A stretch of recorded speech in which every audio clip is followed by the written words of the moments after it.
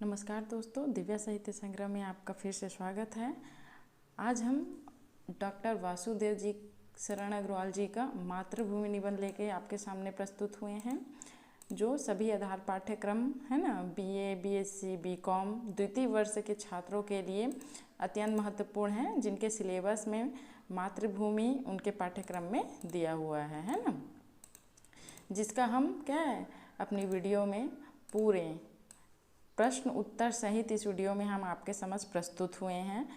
मातृभूमि निबंध का अध्ययन करने के बाद हम नीचे उसके सारे प्रश्न उत्तर का भी हम अध्ययन करेंगे, जो बीए, बीएससी, बीकॉम है ना, सारे विषय के छात्रों के द्वितीय वर्ष के छात्रों के लिए अत्यंत महत्वपूर्ण है।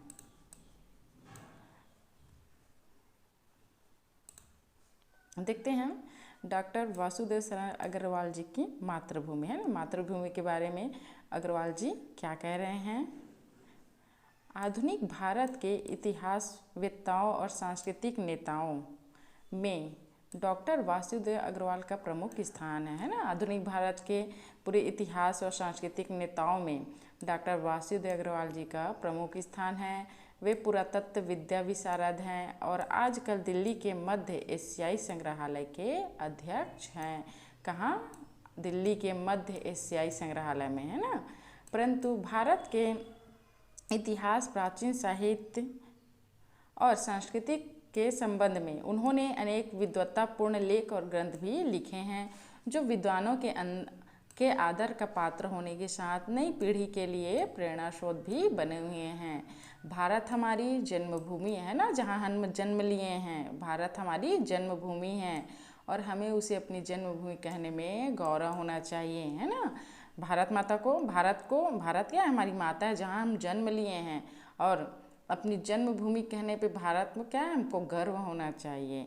भारत कि इस गौरव का जैसा चित्र डॉक्टर वासुदेव अग्रवाल ने इस निबंध में खींचा है, वैसा चित्र हमें कितनों के मन में है।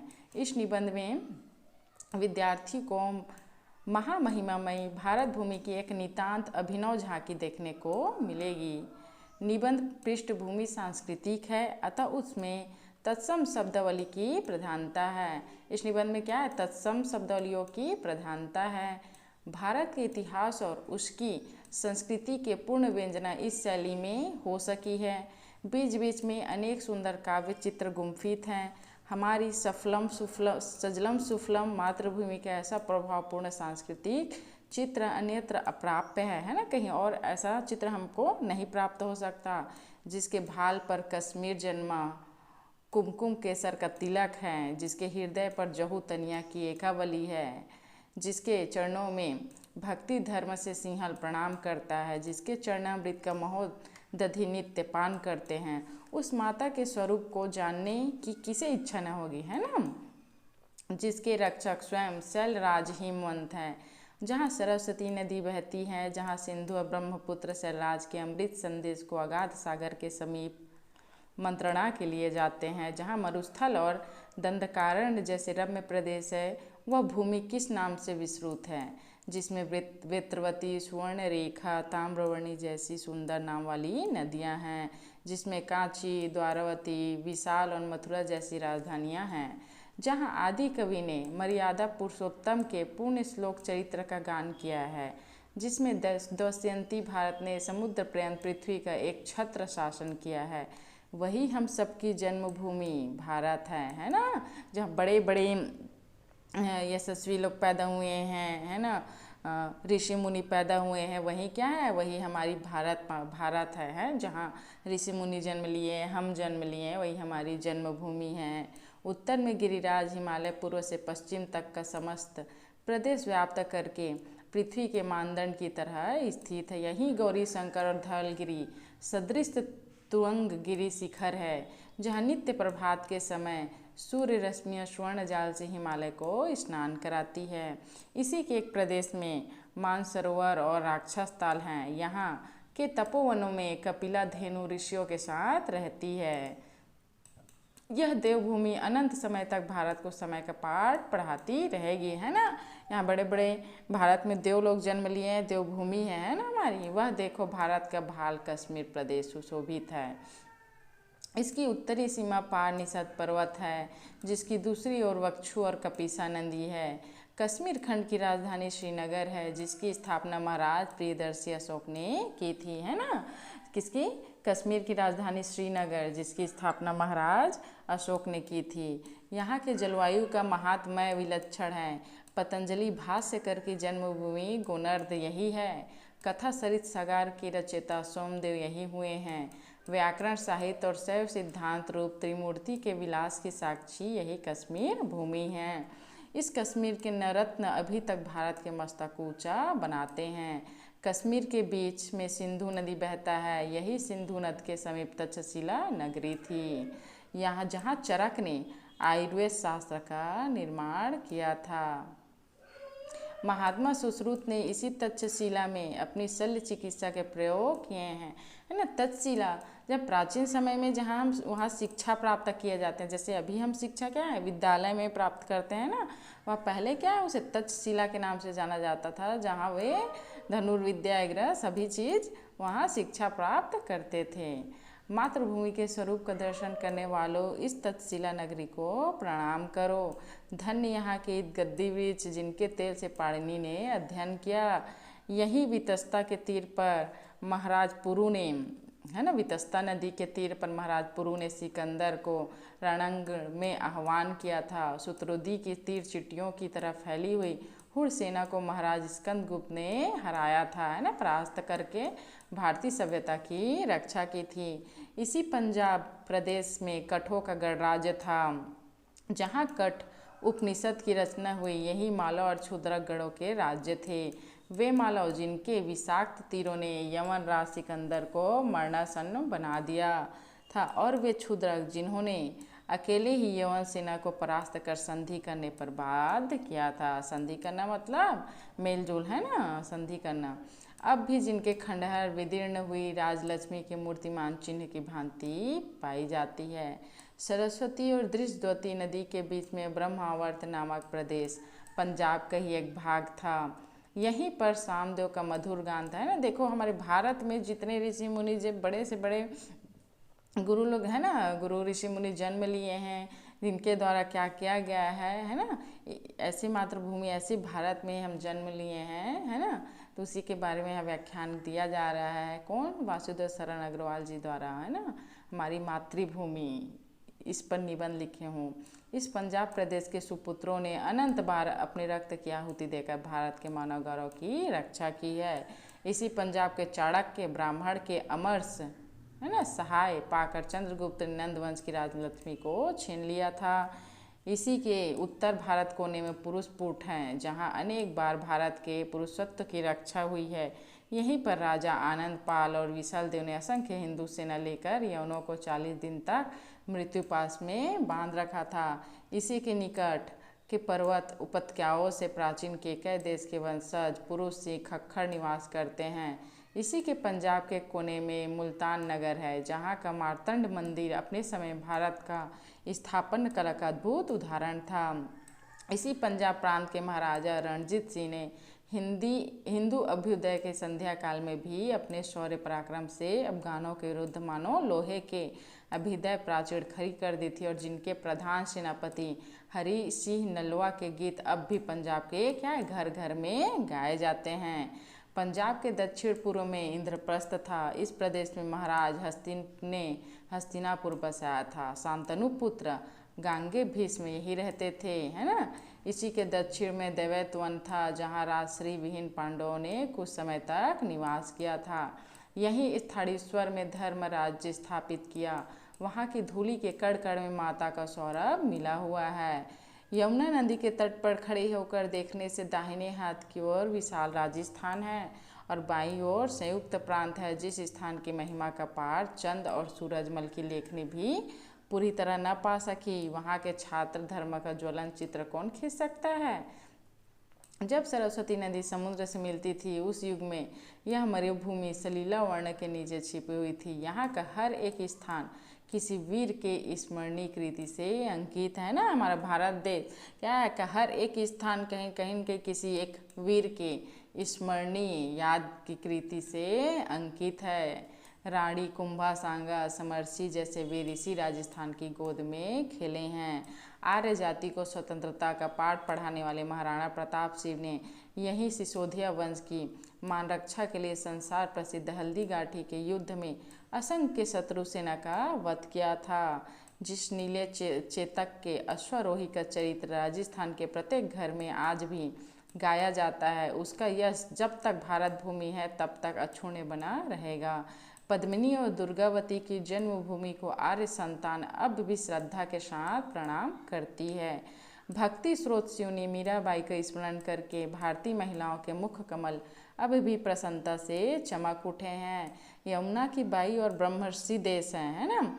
यहाँ गंगा के तट पर पंचालों के कन्या कुब्ज नामक राजधानी है। मथुरा, माया, अयोध्या, काशी, कौशाम्बी, श्रावस्ती आदि प्रसिद्ध पुरिया यहीं पर है। शूरसेन राज्य की राजधानी मथुरा योगीराज भगवान कृष्ण की जन्मभूमि है। उत्तर कोसल की राजधानी अयोध्या नगरी में भगवान रामचंद्र ने जन्म लिया। आज भी सरजू नदी अयोध्या के पास से उसी प्रकार बह रही है। यह अवध का प्रांत अति रम्य है। जाह्नवी के बाई तट पर बसी हुई काशी नगरी है, जहाँ के ज्ञान और विद्या की महिमा अनंत समय से संसार में व्याप्त रही है, जहाँ जैन तीर्थकर शिव पासर व नाथ ने जन्म ग्रहण किया था। इसी नगरी में श्री शंकर ने ज्ञान का परिपाक हुआ था। वाचस्पति मिश्र और मधुसूदन सरस्वती जैसे प्रकांड विद्वानों की धात्री यही पुरी है। अलंकारिकों के गुरु पंडित राज जगन्नाथ और भक्त शिरोमणि तुलसीदास ने काशी में ही तनु त्याग किया। इसी महापुरी में ज्ञान का सदा से प्रकाश होता रहा। इसी काशीपुरी में फिर एक बार आर्य सभ्यता की रक्षा के लिए हिंदू विश्वविद्यालय का निर्माण हुआ, जहाँ सर्वप्रथम बुद्ध भगवान ने उपदेश किया था, है ना। सबसे पहले उसी हिंदू विश्वविद्यालय में किसने उपदेश दिया था? भगवान बुद्ध ने। आगे बढ़कर बिहार प्रांत है ना। अब देखिए बिहार प्रांत में देखते हैं, यहाँ की मिथिला में जनक नंदिनी का जन्म हुआ था। दक्षिण पूर्व में स्थित रत्नागिरी पर एक गुफा के किनारे ज्ञान पिपासु गौतम ने कठोर तपस्या की, है ना। इसी राजगिरी के समीप नालंदा विश्वविद्यालय के धूष टीले खड़े हैं। 10 सहस्त्र विद्यार्थियों को शिक्षा देने वाले इस स्थान में समस्त पूर्वी देशों में छात्रगण आते थे। इसी मगध प्रदेश में 800 वर्षों तक भारत के गौरव की रक्षा करने वाला प्रधान पाटलिपुत्र नगर है, जहाँ के सम्राटों में पृथ्वी राजवंती कहलाती है। इस पाटलिपुत्र को मेखला के समान गहरी परिखा चारों ओर घेरे हुए थे।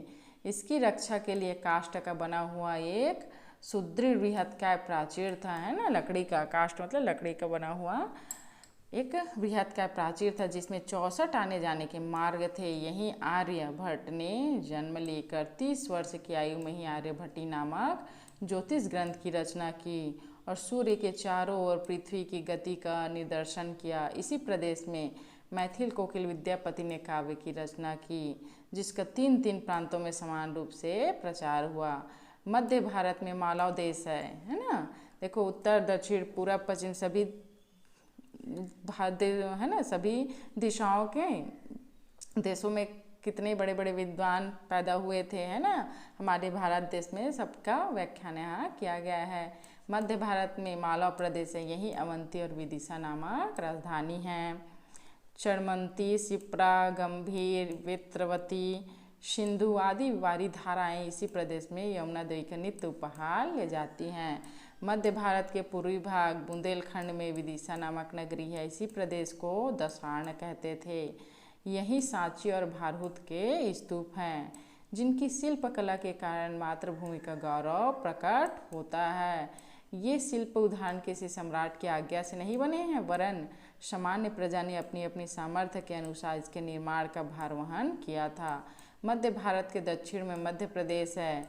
यही विंध्य और परियात पर्वतों के बीच रेवा नदी बहती है। यहाँ के पर्वतों और वनखंडों में अभी तक आदिम सभ्यता बसती है। महाकांतर और दंडकारण्य यही थे। यही शून्य जन्म स्थान में राम लक्ष्मण सीता ने भ्रमण किया था।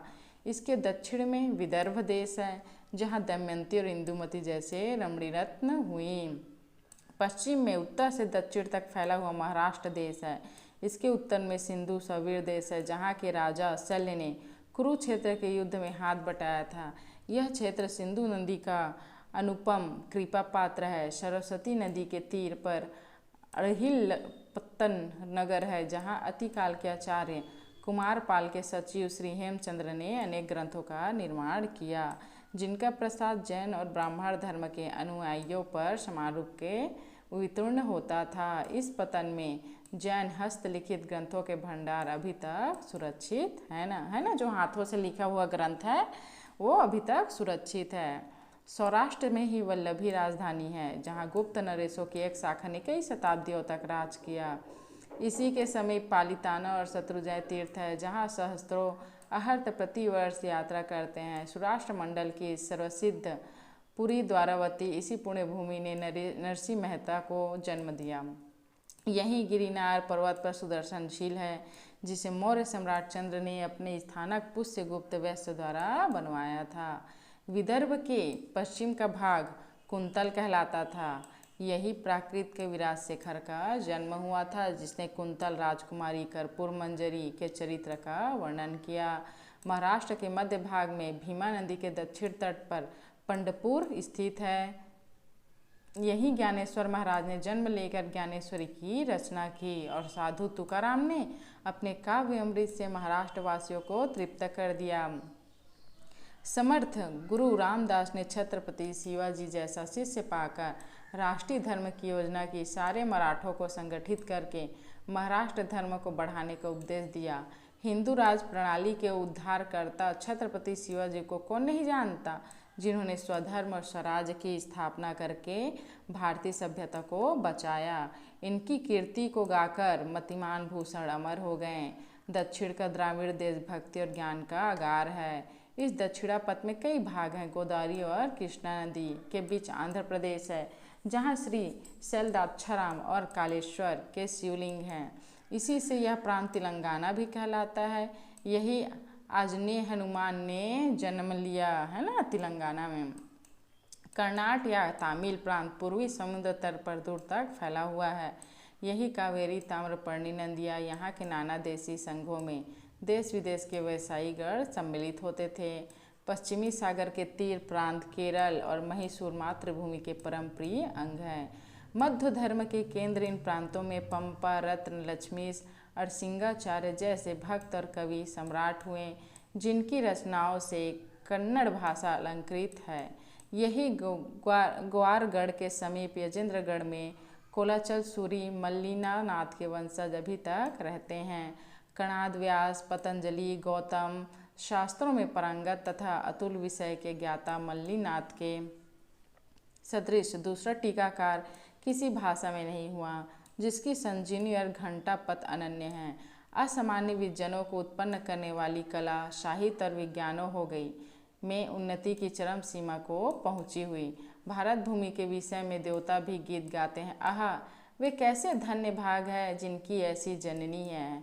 हे भुवन मनमोहनी, हे शुभ्र तुषार कीर्तनी, हे निर्मल सूर्य कोरज्वल धरणी, तुम जनक जननी जननी हो। तुम्हारा हमारा संबंध कुछ नया नहीं है। हमारे पिता माता उनके पूर्वज की भी तुम धात्री है ना, हमारे पूर्वज की भी धात्री हैं भारत माता। हे देवनील सिंधु नित्य तुम्हारे चरण तल को धोते हैं, है ना। सिंधु नदियाँ जो है क्या है, नित्य है ना, तुम्हारे चरण तल को, तुम्हारे चरणों को धोते हैं। जलद कमल के छिपे तुम्हारे अंबर को समुद्रा नील विकम्पित करती हैं। तुम्हारे गगन में सर्वप्रथम ज्ञान सूर्य का उदय हुआ। तुम्हारे यहाँ सोम सामदेव की उत्पत्ति तपोनों में हुई। ज्ञान और धर्ममयी काव्य गाथाएं आरंभ में तुम्हारे वन भवनों में प्रचारित हुई। हे चिर कल्याणमयी देवी, तुम धन्य हो, है ना। वासुदेव शरण अग्रवाल जी ने मातृभूमि के बारे में बहुत ही सुंदर निबंध लिखा हुआ है ना। पूरे उत्तर दक्षिण पूर्व पश्चिम के सारे विद्वानों गुरुओं के सभी ऋषि मुनियों के है ना, कौन क्या क्या हम सारे जो जितने भी त्याग हैं इसका हमारे भारत देश में हुई, रचनाएं हुई भारत देश में। तो हम ये मातृभूमि तुम धन्य हो, है ना। तुम पहले से ही, तुम चिरकाल से ही कल्याणमयी रही देवी के रूप में हमारे लिए रही हो। इसलिए हे मातृभूमि भारत माता तुम धन्य हो, है ना। नीचे देखिए इस वीडियो में निबंध के साथ साथ है ना मैंने आपके लिए इससे रिलेटेड प्रश्न उत्तर लेके आए हैं, जो उत्तर सहित है ना, इम्पोर्टेंट प्रश्नों के साथ उत्तर भी नीचे दिए हुए हैं। इनके पीडीएफ आपको प्राप्त हो सकते हैं। नीचे कमेंट में अगर जिनको भी पीडीएफ चाहिए रहे वो हमसे संपर्क कर लेंगे, है ना। देखिए इसके महत्वपूर्ण प्रश्न जो सभी यूनिवर्सिटियों के लिए है ना, सभी विश्वविद्यालयों के वार्षिक परीक्षा या विभिन्न परीक्षाओं में पूछे जाने वाले प्रश्न हैं, जिनके उत्तर सहित हम आपके सामने वीडियो लाए हैं, है ना। पीडीएफ प्रोवाइड किया भी जाएगा। देखते हैं उत्तर सहित। सबसे पहला प्रश्न है,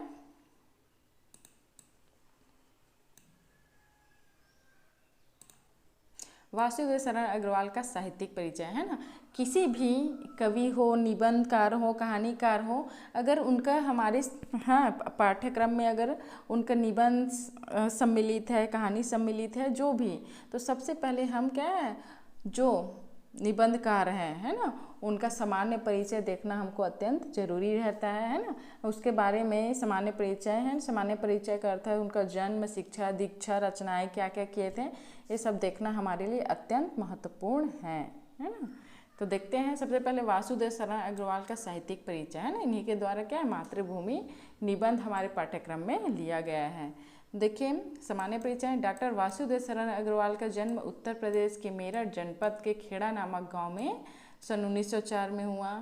काशी हिंदू विश्वविद्यालय से स्नातक की उपाधि ग्रहण करने के पश्चात स्नातक, है ना, अर्थात ग्रेजुएशन, विश्वविद्यालय से पीएचडी तथा डीलिट की उपाधि प्राप्त की। हिंदी के शोध संबंधी सांस्कृतिक लेखकों में आपका नाम प्रधान रूप से लिया जाता है। आपने अनेक वर्षों तक दिल्ली राष्ट्रीय संग्रहालय के अध्यक्ष पद को सुशोभित किया। आप अंतिम समय तक काशी विश्वविद्यालय में इंडोलॉजी भारत विद्या के प्रोफेसर पद पर कार्य किए। डॉक्टर साहब आजीवन इतिहास, पुरातत्व, संस्कृत और हिंदी साहित्य की साधना में लीन रहे। राष्ट्रीय साहित्य अकादमी ने उन्हें पुरस्कृत कर उनकी सेवाओं का सम्मान किया।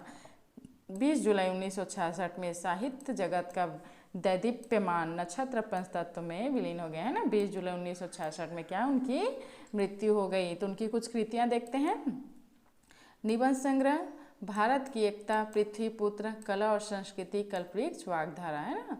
समीक्षा मलिक मोहम्मद जैसी का पद्मावत, जिसके समीक्षात्मक को प्रस्तुत किए हैं। कालिदास की मेघदूत की संजीवनी व्याख्या, है ना। कुछ शोध साहित्य देखते हैं। पाणिनिकालीन भारत, सांस्कृतिक में भारत की मौलिक एकता, हर्ष चरित एक सांस्कृतिक अध्ययन, संपादन में पोद्दार अभिनंदन ग्रंथ, अनुवाद हिंदू सभ्यता मार्कंडेय पुराण, है ना। देख लेते हैं भाषा शैली अग्रवाल जी की। डॉक्टर अग्रवाल यद्यपि संस्कृत और पाली के विद्वान थे, किसके, संस्कृत और पाली के, किंतु उनकी भाषा खड़ी बोली, सरल तथा सुबोध है। भाषा संस्कृत निष्ठ, परिमार्जित, प्रौढ़ एवं प्रांजल है, जिसमें गंभीरता के साथ सुबोधता, सरलता और प्रवाह है।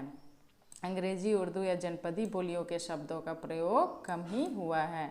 आलोचनात्मक, समीक्षात्मक, विवरणात्मक, गणवेशात्मक शैली का प्रयोग हुआ है। निबंधों में चिंतन की गहराई विद्यमान है। उनकी सूत्र शैली अत्यंत सरल एवं मार्मिक है। एक उदाहरण देखते हैं। जीवन के विटप का पुष्प संस्कृति है। साहित्य जगत में स्थान भारतीय संस्कृति एवं सभ्यता के अन्वेषक, इतिहास तथा पुरातत्व के मर्मज्ञ विद्वान है। उनका गरिमामय व्यक्तित्व उनके निबंधों में व्यक्त हुआ है। डॉक्टर अग्रवाल के हृदय में प्राचीन भारत के प्रति सम्मान है। उन्होंने वैदिक साहित्य, दर्शन, पुराण, उपनिषद, महाभारत आदि से संबंधित अनेक ग्रंथ एवं लेख लिखकर हिंदी साहित्य भारती की वृद्धि की है। उनके लेख राष्ट्रीय भावना से ओतप्रोत अतीत के प्रति मोह को आधुनिकता से समन्वित करना चाहते हैं। हिंदी के उच्च कोटि के निबंधकारों में अग्रवाल जी का महत्वपूर्ण स्थान है। यह आपके पहले प्रश्न का उत्तर था, जिसमें पूछा जा सकता है कि क्या पूछा जा सकता है, प्रश्न दिया हुआ था वासुदेव शरण अग्रवाल का साहित्यिक परिचय दीजिए। तो आपको उनके साहित्यिक परिचय के साथ जन्म, शिक्षा, दीक्षा के साथ उनकी कुछ रचनाएं प्रस्तुत करनी होगी, है ना, जो हमारे इस वीडियो में आपके समक्ष प्रस्तुत किया गया है। देखते हैं और कुछ इस निबंध से महत्वपूर्ण प्रश्न जो आपके प्रश्नों में आएंगे ही।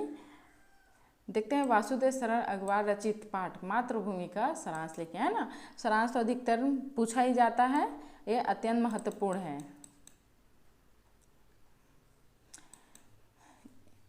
एक ही प्रश्न को घुमा के, है ना, बहुत प्रकारों से आपके समक्ष प्रस्तुत कर दिया जाता है, जिससे क्या है, बहुत से छात्र कंफ्यूज हो जाते हैं कि कौन से प्रश्न किया गया, हम पढ़ के तो कुछ और आए हैं, दिया कुछ और गया है ना। तो हम सारे प्रश्न जो इससे जितने भी घुमा के जो प्रश्न बनते हैं, हम सभी प्रश्न को आपके सामने प्रस्तुत किए हैं, है ना, जिनका उत्तर एक ही होगा। देखते हैं प्रश्न, वासुदेव शरण अग्रवाल रचित पाठ मातृभूमि का सारांश लिखिए, है ना। अथवा भारत हमारी जन्मभूमि है और हमें उसे अपने जन्मभूमि कहने में गर्व होना चाहिए। पठित निबंध का आधार पर विवेचना कीजिए, है ना। इसी के दूसरा प्रश्न हो गया। इसको और कैसे, किस तरह घुमा के पूछ सकता है कि मातृभूमि संबंध में लेख के विचारों की समीक्षा कीजिए। और देखते हैं मातृभूमि शीर्षक के आधार पर वासुदेव शरण अग्रवाल की निबंध कला पर प्रकाश डालिए, है ना। देखिए, एक ही प्रश्न को 4 तरीकों से, है ना, घुमा के पूछा जा सकता है, जिसका उत्तर क्या है, एक ही है ना। तो ये क्या है, इस सारे जितने भी वीडियो में आपके समक्ष अब लेके आपके सामने उपस्थित होंगे, बहुत ही महत्वपूर्ण होंगे आपके लिए। इससे अलग आपके प्रश्न बिल्कुल बाहर से नहीं आएंगे। सारे प्रश्न जितने घुमा के प्रश्न किए जाएंगे वो इस वीडियो में आपके समक्ष प्रस्तुत किए जाएंगे। देखते हैं, इसका उत्तर है, हिंदी के शोधपरक संस्कृत लेखकों में डॉक्टर वासुदेव शरण का नाम उल्लेख विशेष सम्मान के साथ होता है। दिल्ली राष्ट्रीय संग्रहालय के अध्यक्ष के रूप में आपकी महत्वपूर्ण भूमिका रही है। इन्हें राष्ट्रीय साहित्य अकादमी पुरस्कार से सम्मानित किया जा चुका है। निबंध, समीक्षा, अनुवाद आदि अनेक क्षेत्रों में इनकी लेखनी संचालित हुई है। लेखक की दृष्टि में भारत हमारी मातृभूमि है ना। वह असंख्य और असाधारण विद्वानों और कला मर्मज्ञों की जन्मदाता रही है। देवता भी अपने गान में भारत माता की महिमा का बखान करते हैं। इससे हमारा पुराना संबंध रहा है, क्योंकि वह पूर्वजों की भी धात्री रही है ना। क्योंकि जो हमारी पूर्वजों की धात्री पहले से रहती आई है ना, इसलिए हमारा उनसे पुराना संबंध रहा है। नील सिंधु हर पल आपका क्या है, पद पखारते हैं। ज्ञान का सूर्योदय भी सर्वप्रथम यहाँ हुआ है। यहाँ पुरुषोत्तम श्री राम योगेश्वर श्री कृष्ण आदि का अवतार हुआ है। यहाँ पर हरिश्चंद्र दधीची शिवी जैसे महापुरुषों का जन्म हुआ है। रामायण महाभारत आदि महाकाव्य की रचना कहाँ हुई, हमारे भारत देश में ही हुई ना, मातृभूमि हुई। धर्ममयी चेतना के प्रदातु कल्याणदायिनी भारत माता को क्या है, सत सत नमन है, मेरा सत सत प्रणाम है, बारंबार प्रणाम है। भारत माता की दिव्य माला की भांति हिमवान सुशोभित है। यहाँ प्रियदर्शी सम्राट अशोक की महिमा मंडित रही है। पंजाब प्रदेश वीर योद्धाओं और महापुरुषों की भी जन्मभूमि रही है।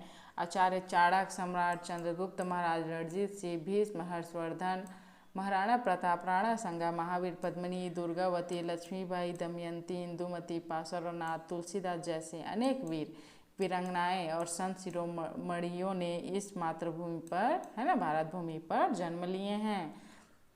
मथुरा, अयोध्या, काशी, कौशाम्बी, श्रावस्ती, नालंदा विश्वविद्यालय आदि को महिमा से भला कौन अपरिचित है ना। यहाँ अल्प आयु में ही आर्यभट्टी ज्योतिष ग्रंथ की रचना किए और मैथिल कोकिल विद्यापति ने अपने मधुर गीतों से सरसता फैलाई उस भारत भूमि को बार बार प्रणाम है। लेखक ने सहज सरल सुबोध शब्दावली का सहारा लेकर सफल अन्वेषक की भांति भारतीय सांस्कृतिक चेतना से जुड़े अनेक तथ्यों को इस पाठ में क्या है, उद्घाटित किया है। राष्ट्रीय चेतना विकसित करने एवं देश प्रेम भाव जगाने के लिए ही नहीं, बल्कि राष्ट्रीय गौरव से साक्षात्कार करने हेतु भी यह पाठ अत्यंत सफल और उद्देश्यपूर्ण है ना। देखते हैं प्रश्न तीसरा, भारत का हृदय स्थल कश्मीर है, इस कथन पर प्रकाश डालिए, है ना। ये भी इम्पोर्टेंट है। मातृभूमि डॉक्टर वासुदेव शरण अग्रवाल रचित महत्वपूर्ण निबंध है। डॉक्टर अग्रवाल का गरिमामय व्यक्तित्व तो उनके निबंधों में व्यक्त हुआ है। लेखक कहते हैं कि हमारी मातृभूमि भारत के हृदय स्थल के रूप में कश्मीर की महत्ता अत्यंत महत्वपूर्ण है। यह अत्यधिक मनमोहक है। यहाँ प्रियदर्शी सम्राट अशोक की महिमा मंडित रही है, जिन्होंने कश्मीर प्रदेश की राजधानी श्रीनगर की स्थापना की। यहाँ का केसर विश्व प्रसिद्ध है। भाष्यकर पतंजलि और कथा सरित सागर के रचयिता सोमदेव की जो जन्मभूमि क्या यही है। इसके बीच में प्रवाहित होने वाली सिंधु नदी है। यहीं पर तक्षशिला थी जहाँ पर आयुर्वेद शास्त्र का निर्माण चरकाचार्य ने किया। यहाँ प्रसिद्ध वैद्य सुश्रुत ने शल्य चिकित्सा के क्षेत्र में नए नए प्रयोग किए। महाराज स्कंदगुप्त ने हुड़ सेना को परास्त कर भारतीय संस्कृति और सम्मान की रक्षा की। यहाँ पर वितस्ता नदी के तट पर पुरु ने सिकंदर को युद्ध के लिए ललकारा। इस प्रकार विविध विशेषताओं से युक्त कश्मीर का सौंदर्य विविध रूप से अनंतम है। इस प्रकार हमने कितने प्रश्न, 3 प्रश्न अभी तक पूरे कर लिए हैं। एवं आपके सामने चौथा प्रश्न, मातृभूमि से लेखा का क्या आशय है, स्पष्ट कीजिए, है ना। इसी को एक और तरीके से प्रश्न कर सकता है कि मातृभूमि निबंध में वर्णित भारतवर्ष के स्वरूप की विवेचना कीजिए। और देखिए मातृभूमि का स्थूल विश्व रूप क्या है, लिखिए, है ना। मातृभूमि लेके केंद्रीय भाव को व्यक्त कीजिए। देखिए एक ही प्रकार के, है ना, प्रश्नों को क्या वो 4 तरीकों से घुमा के आपके समक्ष प्रस्तुत कर देता है। हमने सभी जितने भी घुमा के को प्रश्न करेंगे वो सारे प्रश्नों को आपके समक्ष प्रस्तुत करके उसके उत्तर सहित आपके समक्ष हम प्रस्तुत किए हुए हैं, है ना, जिसके आपके मन में कोई डाउट ना रहे। देखते हैं इसका उत्तर। संपूर्ण भारत भूमि ही हमारी मातृभूमि है। मातृभूमि का स्वरूप स्पष्ट करते उन्होंने लिखा है। जिसके भाल पर कश्मीर जन्मा, कुमकुम केसर का तिलक है, जिसके हृदय पर जहनू तनिया की एकावली है, जिसके चरणों में भक्ति धर्म से सिंहल प्रणाम करता है, जिसके चरणामृत का महोदधि नित्य पान करता है, उस माता के स्वरूप को जानने की किसी इच्छा न होगी, जिसके रक्षक स्वयं शैलराज हिमवंत, जहाँ सरस्वती नदी बहती है, जहाँ सिंध और ब्रह्मपुत्र शैलराज के अमृत संदेश को अगाध सागर के समीप मंत्रणा के लिए ले जाते हैं, जहाँ मरुस्थल और दंडकारण्य जैसे रम्य प्रदेश हैं। मातृभूमि की परिकल्पना करते हुए वासुदेव शरण अग्रवाल भारत भूमि की किसी भी महत्वपूर्ण चीज़ को नहीं भूलते। विविध धर्म, विभिन्न संस्कृति और वैविध्यपूर्ण इतिहास, सुरम्य प्राकृतिक वातावरण, नदियाँ, राजधानियाँ, देवी देवता, महापुरुषों की गौरव गाथा, विविध पर्वत, मानसरोवर, राक्षस ताल, कपिला, धेनु आदि तत्व मिलाकर भारत भूमि को मातृभूमि बनाते हैं। भारत भूमि पर अनेक गौरव ग्रंथ, वेद, पुराण, उपनिषद, अरण्यक, रामायण, रामचरितमानस एवं सूरसागर जैसे महान ग्रंथ लिखे गए हैं, जो कि मातृभूमि का गौरव बढ़ाते हैं। इसी मातृभूमि पर राम एवं कृष्ण ने जन्म लिया।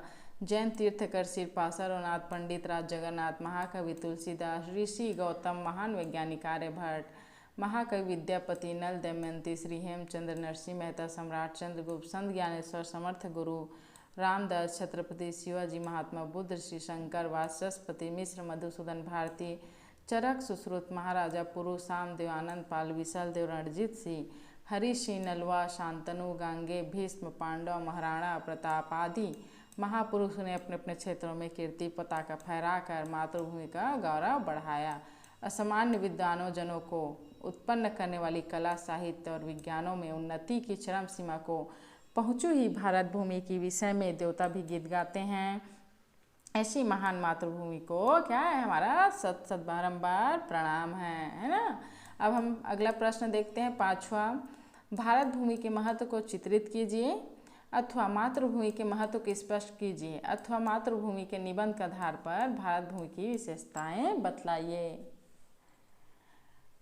मातृभूमि के महत्व पर प्रकाश डालिए, है ना। इस तरीके से भी प्रश्न किया जा सकता है। तो उत्तर देखते हैं हम। भारत भूमि मातृभूमि है ना। हमें इससे अपनी जननी कहने के में गर्व का अनुभव होता है, गर्व नहीं गर्व का अनुभव, है ना। यहाँ टाइपिंग मिस्टेक है। असाधारण विद्वानों की जन्मदात्री कला और साहित्य तथा विज्ञान की उन्नति में सर्वोच्च शिखर पर पहुँची हुई भारत भूमि की महिमा का वर्णन देवता भी अपने गीतों में गाते हैं कि वे लोग धन्य हैं जिन्होंने भारत भूमि में जन्म लिया है। भुवन मनमोहनी, शुभ्र तुषार करीटनी, निर्मल सूर्य, कुरंजल धरणी, जनक जननी हो। हे वसुंधरा, आपका और हमारा संबंध नवीन नहीं, क्योंकि आप ही हमारे पूर्वज की धात्री हो। नील सिंधु अहर्निश तुम्हारे चरणों तल को पखारते हैं। जलद कमल में छिपे तुम्हारे अंबर को समुद्रों नील कंपित करते हैं। यहीं पर सर्वप्रथम ज्ञान रूपी सूर्योदय हुआ। मर्यादा पुरुषोत्तम श्री राम योगेश्वर कृष्ण ने जहाँ अवतार रूप से जन्म लिया, हरिश्चंद्र, राजा दधीची, सीवी जैसे महापुरुषों का यहाँ आविर्भाव हुआ, जिन्होंने सत्य पालन वचन की रक्षा हेतु अपना सर्वस्व निछावर कर दिया। अनेक महाकाव्य अथा रामायण, महाभारत, वेदों की भी यहाँ रचना की गई, जिन्होंने देश देशांतरों को संस्कृति ज्ञान के आलोक से प्रकाशित किया, क्योंकि जीवों के विटप का पुष्प संस्कृति है। शामदेव की उत्पत्ति यहीं पर तपोवन में हुई। ज्ञान और धर्ममयी काव्य गाथाएं आरंभ में आपके ही वन भवनों में प्रचारित हुई। ऐसी महिमामयी चिर कल्याण दैनी भारत माँ की जय हो, उसे सत सत नमन, है ना। अब प्रश्न 6वां देखते हैं। वृक्ष और वनस्पति पृथ्वी पर ध्रुव भाव से खड़े हैं। इस कथन के परिप्रेक्ष्य में वृक्ष और वनस्पति का पृथ्वी से स्थायी संबंध पर प्रकाश डालिए, है ना। तो यहाँ उत्तर देखते हैं। वृक्ष और वनस्पति पृथ्वी पर ध्रुव भाव से खड़े हैं। ये देखने में क्या है, प्रत्येक की आयु काल में परिमित है, किंतु उनका बीज और उनकी नस्ल हमेशा जीवित रहती है। यही उनका पृथ्वी के साथ स्थायी संबंध है। करोड़ों वर्षों से विकसित होते हुए वनस्पति जगत के प्राणी वर्तमान जीवन तक पहुँचे हैं और इसके आगे भी इसी प्रकार बढ़ते और फलते फूलते रहेंगे। इसी भूमि से उन्नत भाव से खड़े जो महावृक्ष, उनको यथावर्थ वन के अधिपति या वनस्पति नाम दिया जा सकता है। देवगुरु और निग्रोध, आम्र और अश्वत्थ, उदुम्बर और साले अपने यहाँ के कुछ महाविटप हैं। महावृक्षों की पूजा और उनको उचित सम्मान देना हमारा परम कर्तव्य है। जहाँ महावृक्षों को आदर नहीं मिलता, वहाँ के अरण्य क्षीण हो जाते हैं।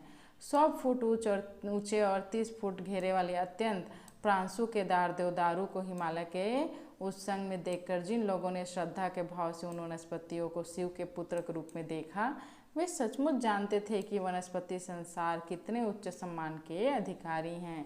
केदार वृक्षों के निकट बसने के कारण स्वयं शिव ने केदारनाथ नाम स्वीकार किया। आज अनवधान के कारण हम अपने इन वनस्पतियों को देखना भूल गए। मनुष्य और वनस्पतियां जगत के सख्य भाव को फिर से हरा भरा बनाने की आवश्यकता है। पुष्पों की शोभा से वनश्री का विलक्षण ही श्रृंगार होता है। देश में पुष्पों के संभार से भरे हुए अनेक वनखंड और वाटिकाएं हैं। कमल हमारे सब पुष्पों में निराली शोभा रखता है। वन मातृभूमि का प्रतीक भी बन गया है, इसलिए पुष्पों में कवि ने कमल का स्मरण किया है। वह कहता है कि हे भूमि, तुम्हारी जो गंध कमल में बसी हुई है, उस सुगंध से मुझे सुरभित करो, है ना। सुशोभित मतलब सुगंधित करो। देखते हैं को प्रश्न 7वां।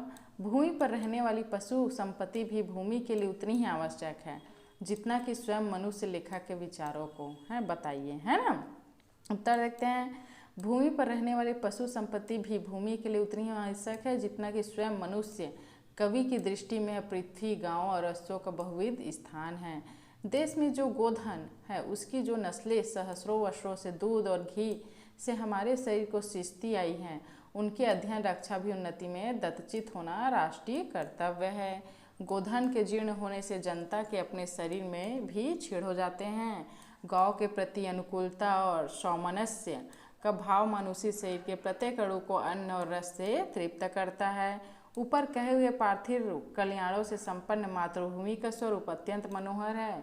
उसके अतिरिक्त तो स्वर्ण, मणिरत्न आदि निधियों के उसके रूप मंडन को और भी उत्तम बनाया है। रत्न प्रसु, रत्न धात्री, यह पृथ्वी वसुधानो है, अर्थात सारे कोषों का रक्षा स्थान है। उसकी छाती में अनंत सुवर्ण भरा हुआ है। हिरण्यवक्षा भूमि के इस अपरिमित कोष का वर्णन करते हुए कवि की भाषा पूर्व तेज से चमक उठती है। विश्व का भरण करने वाली रत्नों की खान हिरण्य से परिपूर्ण है। मातृभूमि तुम्हारे ऊपर एक संसार ही बसा हुआ है। तुम सबकी प्राण स्थिति का कारण हो। अपने गूढ़ प्रदेशों में तुम अनेक निधियों का भरण करती हो। तुम रत्न और सुवर्ण की देने वाली हो।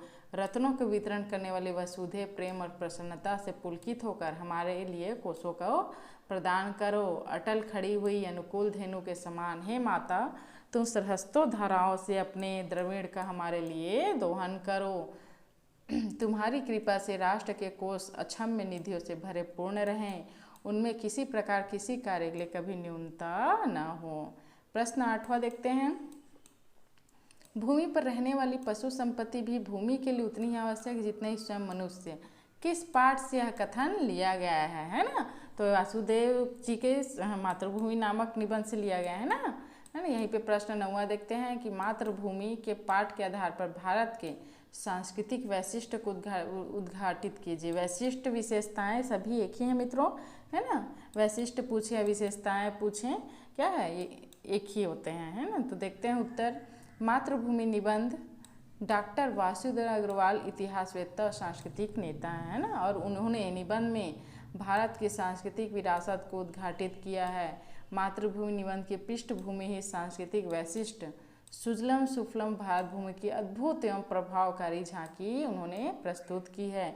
निबंध में उन्होंने कश्मीर के विराट सौंदर्य और उसकी सांस्कृतिक विरासत का उल्लेख किया है। भारत भूमि के महापुरुषों एवं महानदियों को उल्लेख भी उनकी गौरव गाथा के साथ प्रस्तुत किया गया है।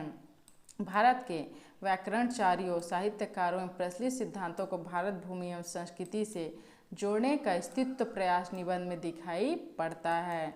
भारत की आयुर्वेद विद्या विश्वविद्यालयों, महान लड़ाइयों, महान गायकों वर पुरुषों और उनके पराक्रमों, तीर्थ स्थलों, तपस्वियों, उपदेशकों, स्थापत्य कलाओं, शोधकर्ताओं, अभ्यारण्यों, महान ग्रंथों आदि का उल्लेख इस निबंध में देखने को मिलता है। किसी भी चीज़ का वर्णन डॉक्टर अग्रवाल ने उसके सांस्कृतिक पक्ष से जोड़कर किया है। पूर्व से लेकर पश्चिम तक, उत्तर से लेकर दक्षिण तक कोई भी सांस्कृतिक महत्व का विषय उनके इस निबंध में छूटा नहीं रहा है ना, मतलब छूटा नहीं है, सारे चीज़ों को सम्मिलित किए हुए हैं, सारे विषय को। इस निबंध से यह प्रमाणित होता है कि भारत संस्कृति समृद्धि से पूर्ण गौरवमय भूमि है, जहाँ हम है ना, जहाँ हम लोगों का जन्म हुआ है ना। कुल प्रश्न 9 आपके सामने प्रस्तुत किए गए हैं मित्रों।